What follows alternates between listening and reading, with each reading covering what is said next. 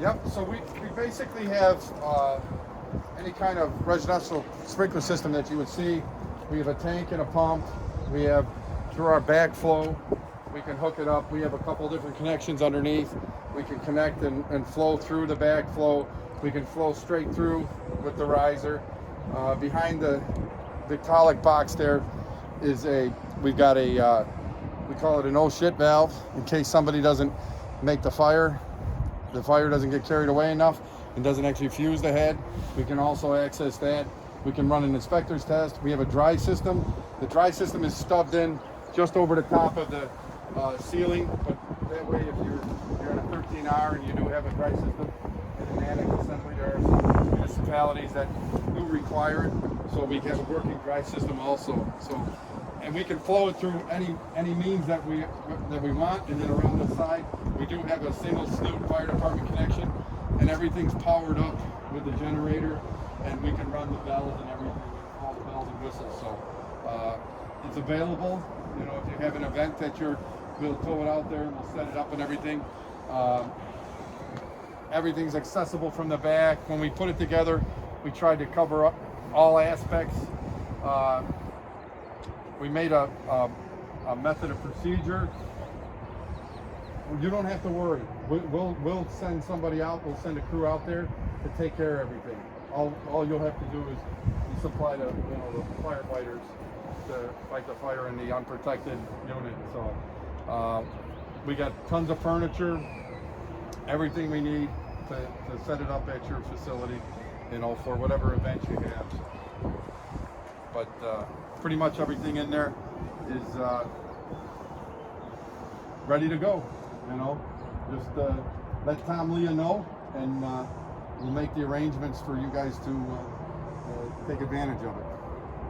So on the water supply, right? So the copper, or this pipe in the back here, is basically your standard water supply. Correct. Right. This is showing a feed with the backflow type prevention device on there. Pretty small, pretty simple.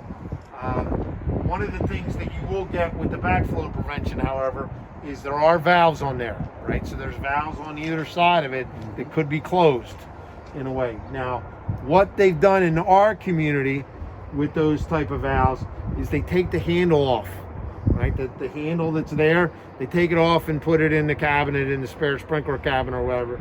The average homeowner has no idea about that. So that kind of gives you your supervision, if you will, as opposed to the other one where I was telling you, where it comes in from the city water and splits off into the sprinkler, and you have one main shutoff valve to work on it there. Again, this is pretty simple, straightforward. You don't see a lot of valves and other things on a residential system. It's simple. Right, so everybody okay on that city water supply? On the tank, we just talked about the tank. We're going to get into the size of the tank and all later in the class. But there's a feed to a pump, right? And then the pump, and then the control valve that goes into the sprinkler system. And when a sprinkler fuses, sees the loss of pressure, that would cause the pump to come on at that particular time. We're going to talk more about the pump here in a little bit. The pump does not have to be on a residential system. It does not have to be a fire pump, right? As long as it's a UL listed water pump, it doesn't have to be a special fire pump, because that, again, would drive the price way up if we were to do that. And they typically don't, they make a jockey pump that's small. But again, it was meant to be kind of homeowner-ish as opposed to commercial or something like that. Something relatively easy to install, less expensive to install, less expensive to maintain. And again, we're starting to see a lot more use for the tank for a variety of different reasons that are just less. It seems more complicated, but actually it's less complicated in some cases than dealing with the water department and all the other stuff. If you have a tank system, you don't need a reduced pressure backflow preventer. Why? Air gap. You don't need an air gap if you have a tank. Because we have an air gap. Right. Well, because you're not tied to any water, right? You're completely disconnected from the municipal, unless you have a fill line in the top of the tank. But it's a once and done system. It's not designed to continue to flow. You may put a garden hose connection nearby that you could fill that if you had to fill it. But does everybody understand that? Right? Keep it simple, as simple as you can make it. It just is going to allow, homeowners don't test and maintain these things. You heard from the guy that talked from Blaze Master about, tightening things down too tight.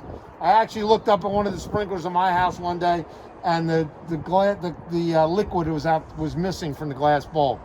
Now, 99.99% of the homeowners would have no idea to look for that, but I looked at it and saw it, and I brought the company out that installed it and the manufacturer. Of course, they blamed it on the installer, saying that they tightened it too tight. I said, I don't care, just fix it. And then the installer tried to send me a bill for repairing it. I said, no, you're not dealing with just anybody. I'm not paying that bill. Replace this stinking sprinkler and let's call it a day, and we'll be good. So that's a little bit about this. Now my neighbor across the street, we talk about that backflow thing, right?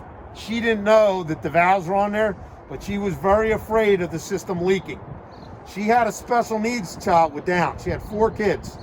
She came over to me one day and said, Greg, I know that you know how to turn the system off. I want to turn the sprinkler system off in my house, but I can't do it other than that main water supply valve. I'm afraid of it leaking. And I said, I'm not telling you how to turn. I said, what are you going to do if there's a fire in the house? Well, I'll run in the basement and turn the system on. Again, we need to make cultural changes in people's understanding of this, and the best way to do it is to keep this system as simple as possible. I'm all for antifreeze. We spent a lot of time just going over some antifreeze issues and this and that. But again, the less of that kind of stuff, the less complicated stuff, just my opinion, not the National Fire Academy or these guys or anything else, but the simpler we make it, the easier it will be to get people to use the systems and to save people's lives. Not just my take. Put the lines in heated walls, put them with heat on both sides of the walls, avoid the antifreeze, try not to run the lines through the attic. All that kind of stuff will make life much easier for the homeowner. It would be great if we could get them, people say, they should be inspected every year. That would be a wonderful thing. The reality of it is, we can't get people to inspect their heaters every year, let alone, another system on top of it. And you all know, if you've been in the fire department, how many heater fires you've been to over the years.